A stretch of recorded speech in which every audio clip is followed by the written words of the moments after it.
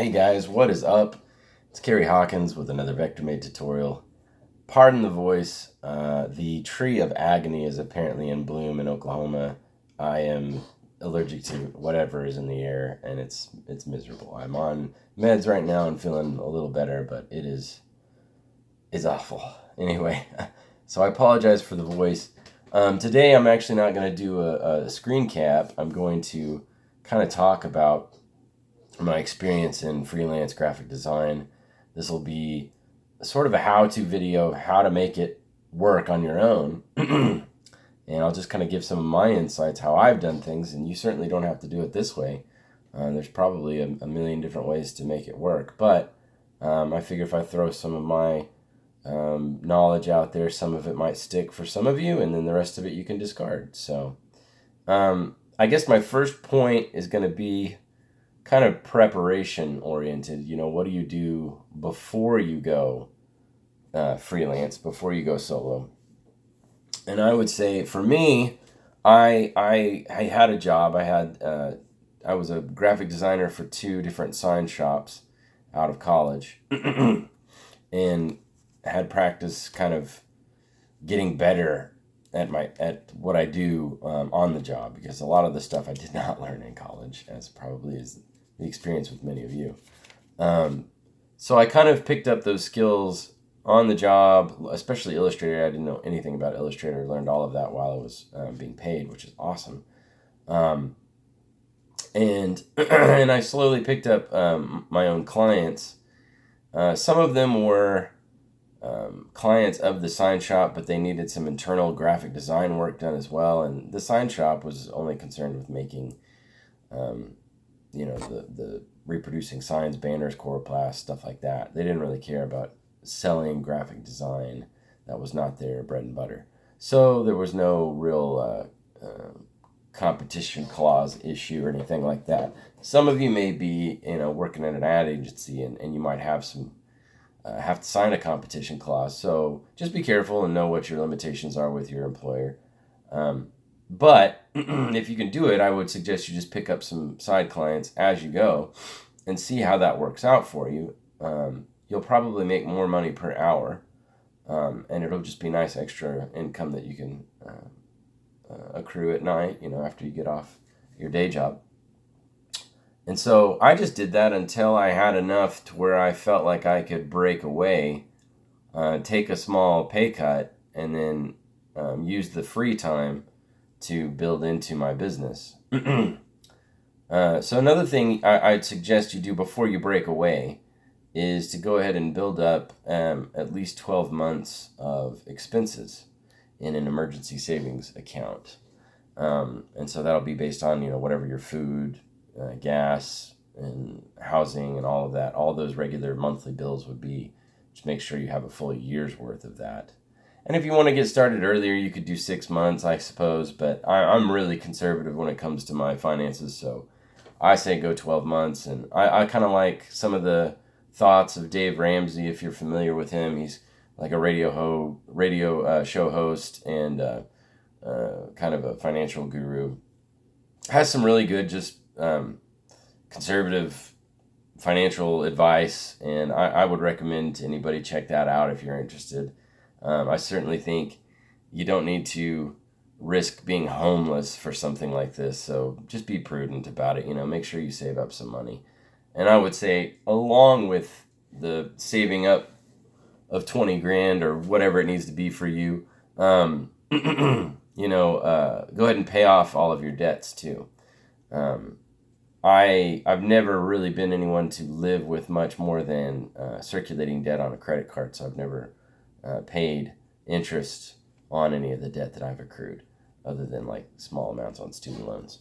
But anyway, I would recommend that you get out of that before you go and be on your own. The less headache you have financially prior to becoming solo, the better off you'll be, and the more chance you'll have to weather a storm should something bad happen to you. In my experience, I had a client who was maybe 35% or possibly more of my yearly income. And she was in her 40s, I think, at the time. Very vibrant, she was kind of a big marketer and I was the designer. So she would go grab all the clients, do all the marketing sort of ideas, but didn't know how to design anything. So she would send everything to me. It was a great relationship. We got along really well. And then she passed away in about a span of a week, went into the hospital with sepsis and was dead by the end of the week. And it was tragic and awful. Not only did I lose a friend, but I lost a huge amount of my yearly income. So just be aware that those kinds of situations can happen and there's really no control over that. So if you've got that 20,000 or whatever you need as an emergency fund, I happen to do 20,000 for myself, but that number is going to vary based on your expenses. If you got that, then somebody passes away on you, something like that. A big client fires you or whatever, or downsizes. Then you can still make it through that. And it was about a year before I replaced that income and then exceeded it. So it's not impossible to overcome stuff like that. It's just a little tougher when you got a lot of debt hanging around and you don't have an emergency fund. So get one of those. Let's see. The other thing I want to say about preparedness is to get a really nice computer. So I've not always had the top of the line. I started 2007, so 11 years ago. I didn't really have the nicest computer then. It was good, but it was kind of like a Dell order thing, and I'm a PC guy. You guys can be Mac, whatever. PCs are just cheaper, and I know what I'm doing when it comes to the operating system, and there's really no difference as long as you know how to use the OS. In my opinion, I've used both. I find success with both. PCs are cheaper, and I can buy high-quality components and put them together myself, so I go PC. If you buy Mac, hey, you're going to get a really good system. You're just going to pay a premium because someone else is putting it together for you, and there's less customization there. I would suggest going to someplace like PCPartPicker.com.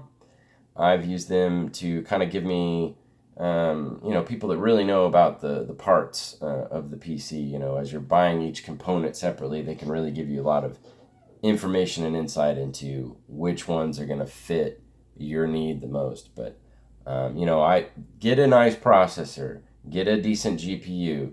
That's not as important, but it's been more prevalent in the recent years because the programs actually utilize the GPU now. And I definitely get a lot of RAM. I have 32 gigabytes of RAM on my current machine with an upgraded capacity to 64. I may do that at some point. I mean, I could use 64 gigs of RAM. It's just, you're working on, a huge file, like a gigabyte file or something like that. Let me turn my screen back on so you can see me. Then, you might eat up that much RAM. It's certainly possible in a big Photoshop file for sure. So get a nice computer. Go ahead and spend the money on that. It is well worth it. It will save you time, and time will save your clients. And you could charge the exact same amount for the exact same amount of money for the same work that you've done in a less time because you've had better computing power. And that I can say from personal experience has happened because I might keep my prices the same, but if I get a faster computer, all of a sudden I'm able to knock things out even quicker. So the other thing obviously is to build an online portfolio. I think this is something everybody kind of knows, but I thought I'd at least, brush on it real quick. If you don't have a whole lot of work to showcase, make some stuff for free or find some like nonprofits or something that you can do some stuff. Donate to something like a cause that you're really passionate about or something like that, a church or maybe your local zoo or something. I mean, something big that people will recognize and go, I did that. That'll help you get some notoriety, and then you can use that piece in your portfolio and say, hey, I did the local zoo, and I take my kids there. That's awesome. I'd like to use you for my business. I mean, that kind of stuff happens. So do that. And if you're not good at web stuff, I recommend you at least get familiar with it. I'm not the greatest web designer in the world. I know how to design, but I usually outsource my coding stuff. So you can do the same thing, but you can easily get some templates.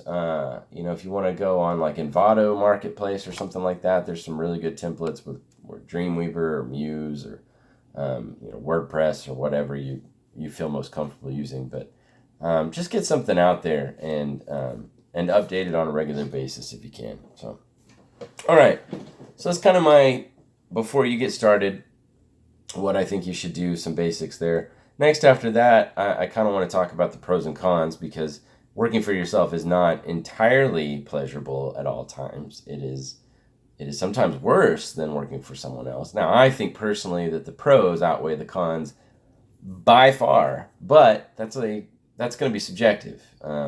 Everybody's going to come to a different conclusion. So, big thing I like about working for yourself is you're the boss.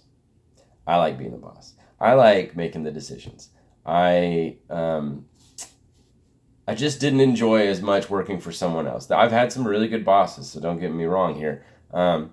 Some guys that I got along with really great. In fact, my first boss out of college is an awesome guy, and I still do work for him. But there's just something inside of me, like I want to be the guy calling the shots, and I prefer it. And that's going to be a personality issue for a lot of people. I don't think most people want to be of the boss type, but if you're watching this, you probably are that type of personality, and you'd rather do that. So one of the negatives, I would say, cons of working for yourself, is the schedule and having to be disciplined in your work schedule. So I'm not the most organized guy in the world. I'm kind of a pseudo B type personality with some A type results, but I do have a decent amount of structure. As emails come in, I prioritize them and make sure that I get to them in a timely fashion. And really, that's a big deal. Like if you can just get the work done very quickly and reliably and get these things back to your clients, you've got them. I mean, you don't even have to be the best graphic designer in the world. It's not always about creativity in the freelance world. Sometimes it's just being reliable and showing up and getting it done as quickly as you can get it done. And people love that. So there's obviously a balance there between how fast you do something and the quality.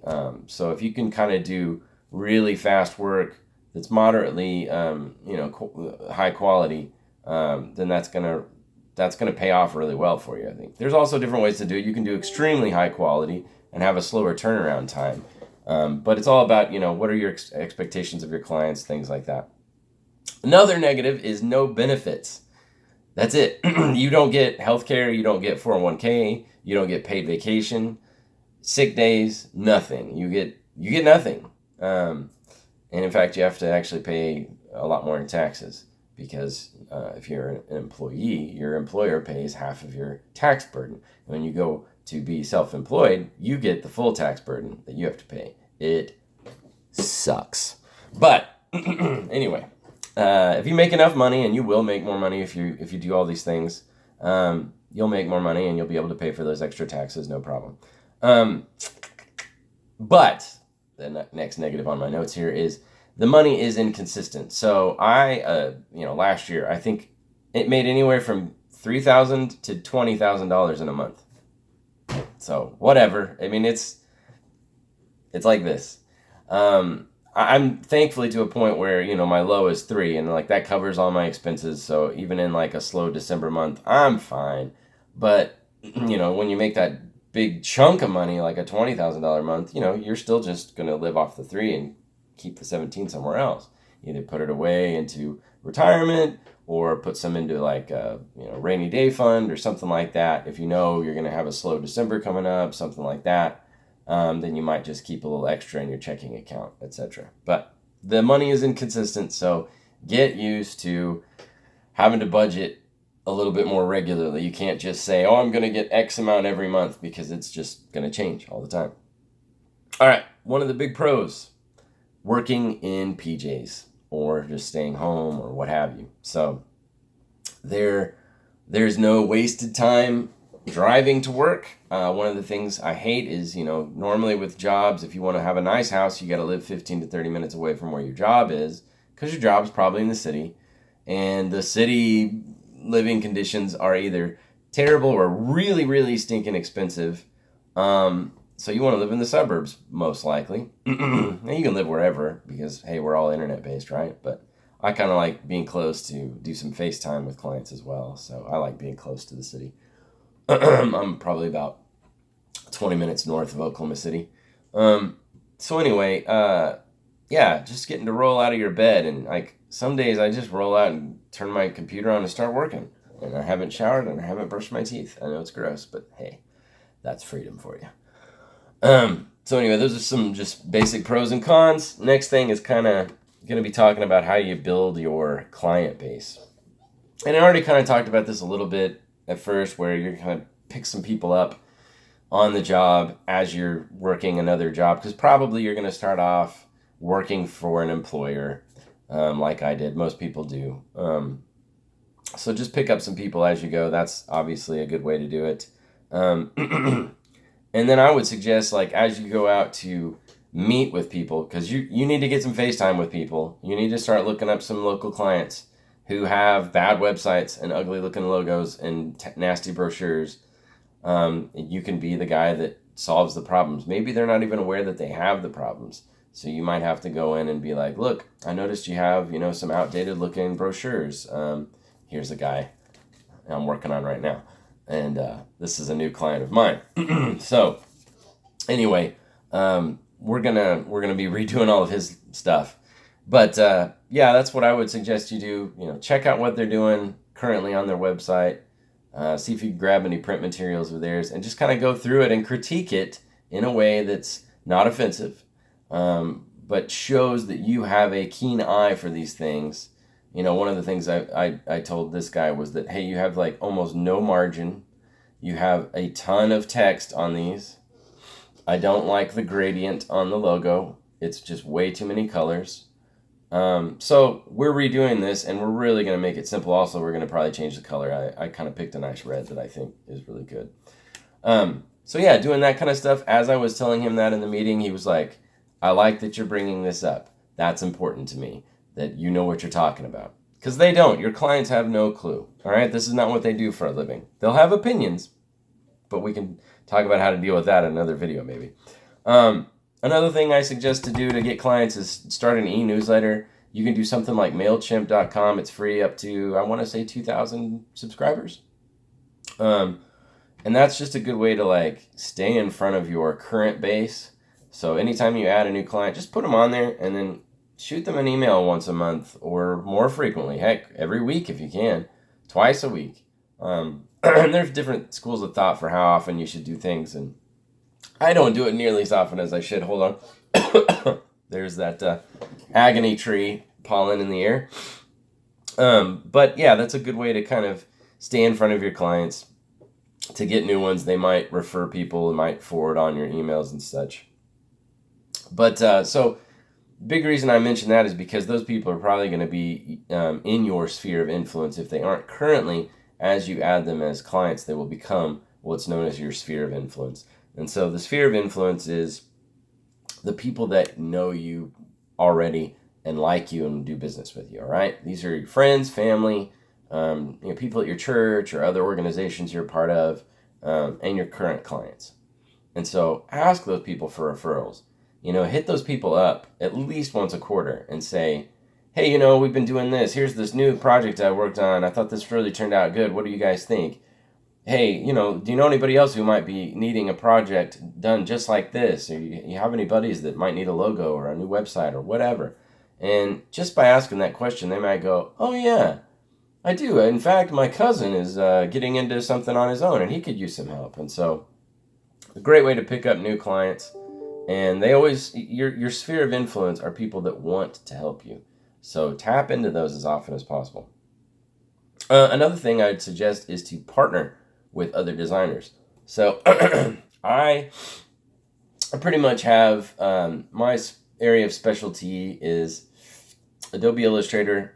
I do a lot of vectorization during the day, and I do a lot of like sign print design. So that is my go-to. I also do a little bit of InDesign, a little bit of Photoshop. Not quite as dangerous in those as I am in Illustrator. I can also do Dreamweaver. I can also do Muse. And I've done some Premiere Pro. But, as you get down that list, my proficiency level drops probably exponentially. So I have partnered with guys who are videographers. I've partnered with guys who are .NET developers, PHP developers for web. I got a buddy of mine I met with yesterday. He does apps. We're thinking about some ways that maybe we can come together as freelancers and put together a package deal for some of my clients. So think about that, because you're not going to be able to do everything yourself. As a freelancer, you really probably ought to specialize. And in the areas that you're not any good, make some partnerships, So put together a package for your clients. If they need a full-blown website that's in ASP.NET and they need, client portals and back-end up the wazoo, that sounds really dirty, then, you can put together your special team. And I've done this before with many of my projects. I've done a video shoot where we filmed a mock sort of trial, and I hired one of my videographer friends who's a freelancer, and hired the lighting guys, sound guy. We hired, what else did we do for that one? Shoot, did a lot of stuff. Anyway, the end product was largely not me. I just kind of put the pieces together. I did a lot of work on it, but it wasn't maybe 10-15% of the work total, because it was spread out amongst everybody else. So, it's a great way to pick up some extra work with clients, and you don't have to do all the work. So remember, think outside the box. You're not just an employee anymore. You are sort of the central person who is managing a project for people. So think of it that way. And then lastly, I would say, as much as you can supplement your income, go ahead and do that. So whether it's inside of the realm of graphic design. So for instance, I do a lot of my Seahawk graphic design is custom graphic design. But my vector made, which is what this channel is all about, is raster to vector conversions. It's all just taking pixels and turning them vector. And that's it. It's a kind of side specialty, right? But I actually make more money off of doing the custom work. But then I also do, I'm also a licensed realtor on the side. And this is kind of strange, and I'm not recommending everybody do that. However, it's a great fit for a graphic designer because, A, you can design all your own flyers and any sort of other advertisements for your properties that you list. But the part that I like about it is I've already got a decent base of clients, so I can just kind of say, hey, I'm selling homes too. Anybody, you got any takers? And passively pick up 6 of those transactions a year. Well, 6 real estate transactions at 3% of is a decent amount of money. It's not enough to live off of, but it's a nice little extra on top of what you're doing. And since you're a freelancer, you're going to have the flexibility to change up your schedule as you need to. I'm also trying to make this YouTube channel thing work, and it was working out great at the end of the last year and the beginning of this year, but then they changed it, and so a little shucky darn. So anyway, trying to get that back up, but I think that's about it for my notes. Leave any questions down below.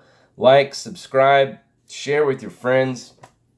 Trying to reach that threshold of 1,000 subscribers. I've already almost got the 4,000 hours of view time, if you can believe it. That's awesome. So anyway, I guess that's it, and I'll see you guys in the next video. Peace out.